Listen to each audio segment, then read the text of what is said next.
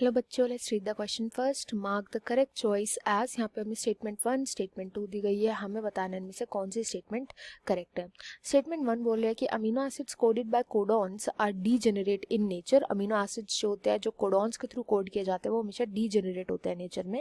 And statement 2 बोल रहे हैं कि amino acids codons are always universal. ये हमेशा यूनिवर्सल होते हैं जो कोडॉन्स होते हैं। तो ये बहुत ही ज़्यादा ईजी इंपॉर्टेंट क्वेश्चन है। यहाँ पे जो की कॉन्सेप्ट हम यूज़ करेंगे वो हम कोडॉन्स का यूज़ करेंगे। कोडॉन्स। अच्छा, अब कोडॉन्स होते क्या है? तो फॉर एग्जांपल मेरे पास एक एमआरएनए का सीक्वेंस है AUGCAUAA ऐसे करके, ठीक है। तो ऐसे पूरा का पूरा सीक्वेंस होता है एमआरएनए पे। अब ये एमआरएनए का जो सीक्वेंस होता है ना, ये जो फर्स्ट 3 जैसे जो न्यूक्लियोटाइड्स है उसके बाद जो नेक्स्ट 3 है, फिर जो नेक्स्ट 3 आएंगे, ऐसे ऐसे करके 3 का जो पेयर होता है ऑफ न्यूक्लियोटाइड के 3 का जो पेयर होता है ये बनाता है एक कोडॉन को। अब हम 3 का पेयर एक कोडॉन ऐसा क्यों बोल रहे हैं? क्योंकि जो एक कोडॉन होता है वो बहुत इंपॉर्टेंट होता है। एक कोडॉन जो होता है वो अमीनो एसिड के लिए कोड करता है। इसी को देख करके पर्टिकुलर अमीनो एसिड आता है। जो एक कोडॉन होता है उससे एक अमीनो एसिड जो है वो अटैच हो जाता है जब ट्रांसलेशन का प्रोसेस हो रहा होता है। तो इन कोडॉन्स को ही देख करके, इन कोडॉन्स को ही जो अमीनो एसिड होता है वो पहचान लेता है कि ये वाला मेरा कोडॉन है तो मुझे यहाँ पे आकर के अटैच होना है। इसलिए कोडॉन्स बहुत इंपॉर्टेंट होते हैं। कोडॉन्स प्रेजेंट कहाँ पर होते हैं? ये एमआरएनए पे प्रेजेंट होते हैं कोडॉन्स। अमीनो एसिड्स पे भी जो अमीनो एसिड नहीं, अमीनो एसिड को जो कैरी करके आता है टीआरएनए पे भी कोडॉन प्रेजेंट होते हैं, बट वो एंटी कोडॉन्स होते हैं, मतलब वो इनके उल्टे कोडॉन होते हैं। तो ये एंटी कोडॉन और जो कोडॉन होता है ना, ये आपस में इंटरेक्ट करते हैं। ऐसे हमें पता चल जाता है कि जो एंटी कोडॉन है उसको पता चल जाता है कि मुझे यहीं पर अटैच होना है, यहीं पर इस अमीनो एसिड को छोड़ना है। तो ऐसे करके जो पूरी पूरी पॉलीपेप्टाइड की चेन होती है ना वो स्टार्ट हो जाती है। अब बात आती है कि ये तो कोडॉन्स होते हैं। फर्स्ट स्टेटमेंट बोली गई है कि जो अमीनो एसिड्स कोड कर जाते हैं by codons are degenerate in nature.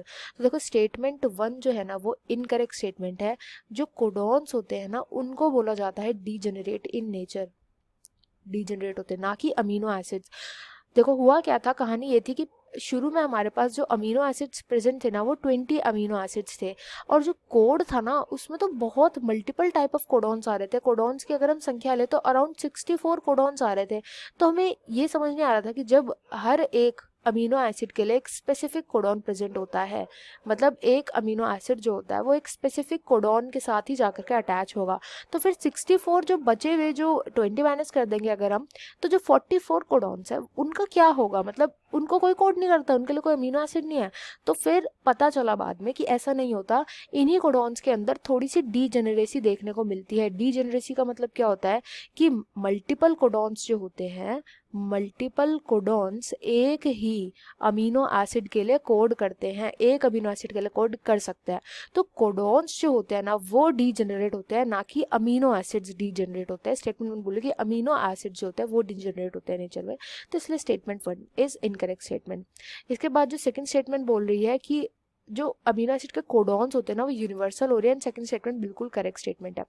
Universal होते हैं उसका क्या मतलब है कि अगर हम किसी बैक्टीरिया में ले लें, फॉर एग्जांपल बैक्टीरिया में, और हम ह्यूमन में ले लें, तो फॉर एग्जांपल मेरे पास है यू कोडॉन दोनों के अंदर। तो चाहे बैक्टीरिया हो, चाहे ह्यूमन हो, चाहे कोई भी दूसरा स्पीशीज हो, हर स्पीशीज के अंदर जो ट्रिपल यू है ना वो फिनाइल एलेनिन के लिए ही कोड करेगा। फिनाइल एलेनिन अमीनो एसिड ही आएगा इससे।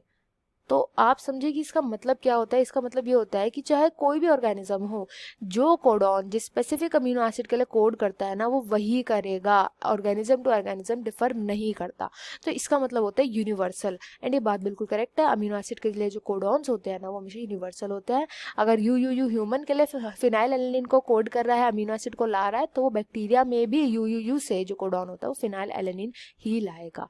ये मतलब होता है। तो यहाँ पे जो स्टेटमेंट 2 है वो तो करेक्ट है, स्टेटमेंट 1 is false, तो option 4 will be the right answer. I hope you understood well. Best of luck and thank you.